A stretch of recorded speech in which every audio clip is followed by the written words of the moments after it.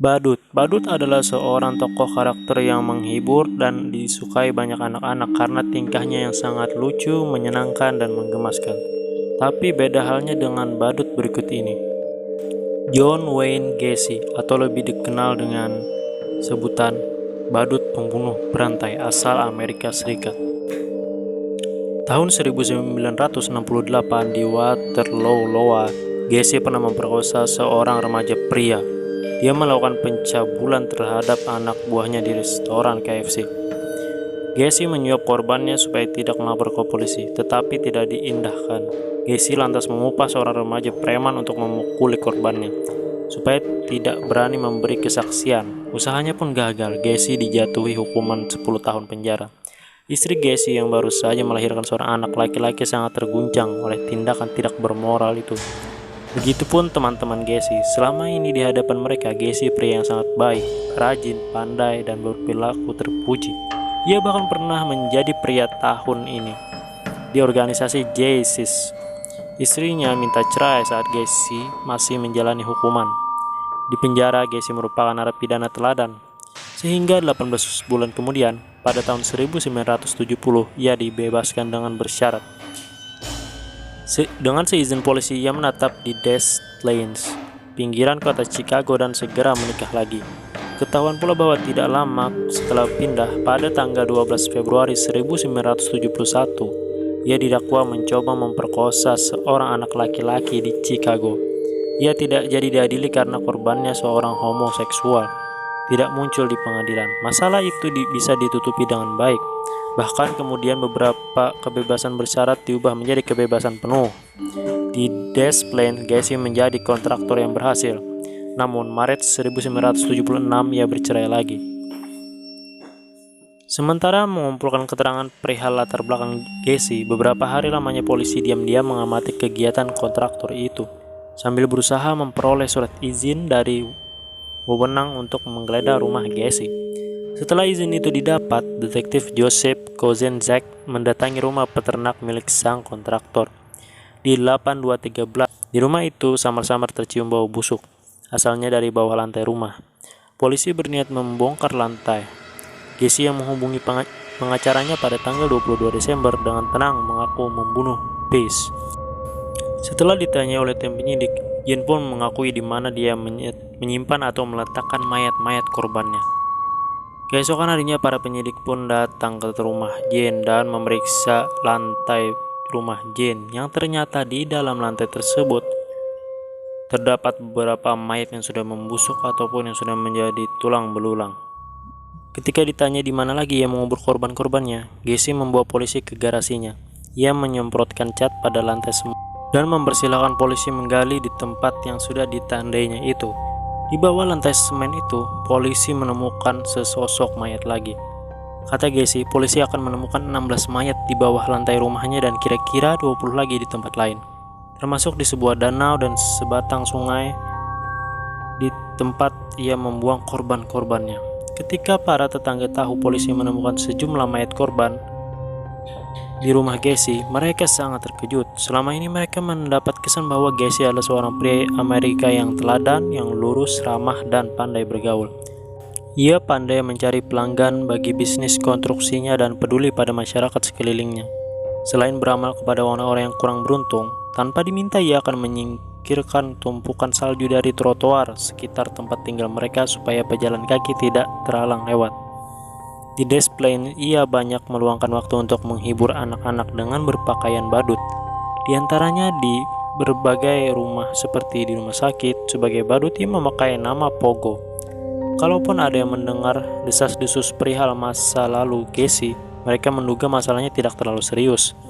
Gacy juga menyelenggarakan pesta-pesta meriah untuk para tetangga dan teman-temannya. Hasil penyelidikan polisi kemudian mengungkapkan bahwa pria berumur 36 tahun itu ternyata mempergunakan keterampilannya sebagai badut untuk mengecoh korban-korbannya. Ia akan berkata kepada anak-anak yang diincarnya, "Ayo, aku ajari cara melepaskan diri dari borgol." Begitu anak itu sudah ia borgol, ia akan menjerat leher anak itu dari belakang dengan tali. Kadang-kadang ia mempergunakan papan menekan leher si anak sebelum memerkosa mereka. Dokter ahli pemeriksa mayat dari Cook County Robert Stein tiba di rumah Gacy pagi hari setelah polisi menemukan 4 mayat pertama. Dokter yang sudah berpengalaman menangani berbagai korban di jalan kota Chicago yang rawan itu merasa penemuan di rumah Gacy paling mengerikan. Dengan wajah tegang, ia turun lewat pintu jeblak di dasar sebuah lemari di rumah Gacy. Lalu merangkak masuk ke dalam rongga sempit tersebut. Lampu senternya menerangi tanah yang baru digali dan penuh dengan genangan air. 2 lengan manusia terlihat mencuat dari lumpur. Keluar dari sana, Stein berkata kepada para wartawan bahwa lubang itu harus digali dengan hati-hati. Sehati-hati para arkeolog menggali situs purbakala. Kami akan mengajak antropolog kami untuk memeriksa bukti-bukti itu. Ini pekerjaan yang memerlukan penanganan secara halus, katanya. Selain Charles Warren, antropolog dari kampus Chicago Cecil University of Illinois, diikut sertakan pula oleh ahli forensik odontologi Edward J. Public untuk memeriksa gigi dan rahang korban. Pengakuan Gacy tentang kekerasan seksual dan pencekikan ternyata bukan sekedar isapan jempol belaka. Di koran-koran muncul kisah para korban kejahatan seksualnya yang berhasil lolos dari maut. Menurut Jeffrey Ringel, tanggal 22 Mei 1978, tidak lama setelah pulang berlibur dari Florida, ia pergi ke Newton, lalu pusat bar dan diskotek yang populer di Chicago. Ketika sedang berjalan, sebuah Oldsmobile hitam menghadang langkahnya. Pengemudinya yang bertubuh besar menjengukkan kepala keluar jendela dan memuji kulit Ringel yang kecoklatan akibat cahaya matahari. Mereka mengobrol sebentar, lalu pria itu menawarkan untuk sama-sama mengisap ganja sambil bermobil keliling kota.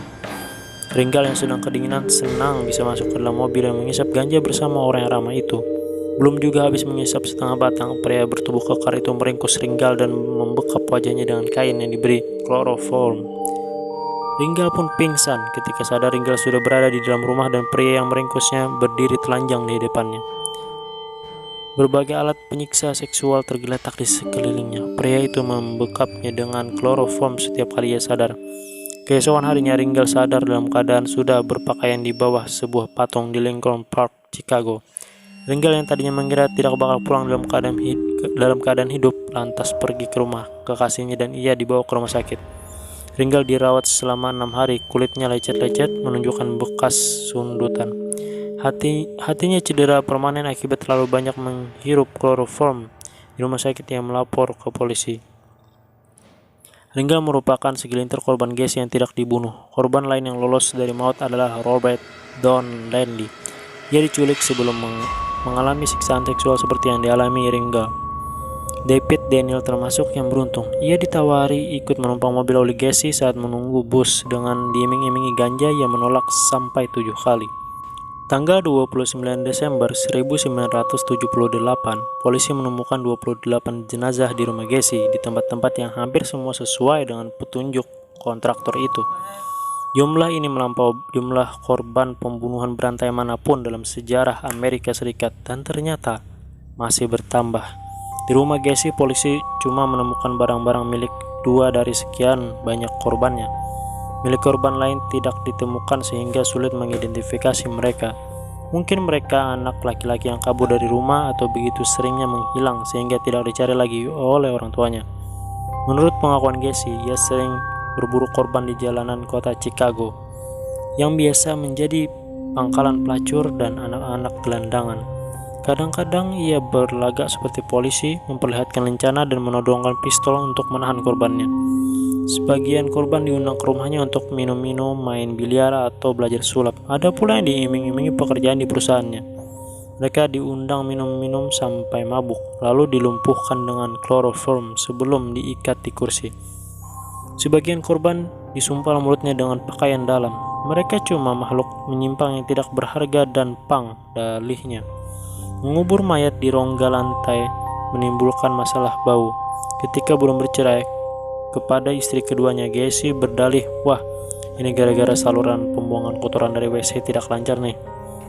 Ia cuma bisa menjalankan kejahatannya saat istrinya keluar kota atau tidak di rumah. Sejak pernikahannya bubar, Maret 1976, Gacy jadi lebih leluasa membunuh. Setelah tidak ada tempat mengubur lagi di rumahnya, ia membuang mayat korbannya ke sungai. Bagian forensik mengalami banyak kesulitan dalam mengidentifikasi para korban. Polisi memanggil para orang tua yang pernah melaporkan anaknya hilang, mengirimkan foto sinar X dan peta gigi. Namun, sampai 30 Desember 1978, cuma 10 keluarga yang menghubungi polisi. Sampai 5 Januari 1979, polisi cuma berhasil mengidentifikasi 6 orang yang jadi korban dari peta gigi.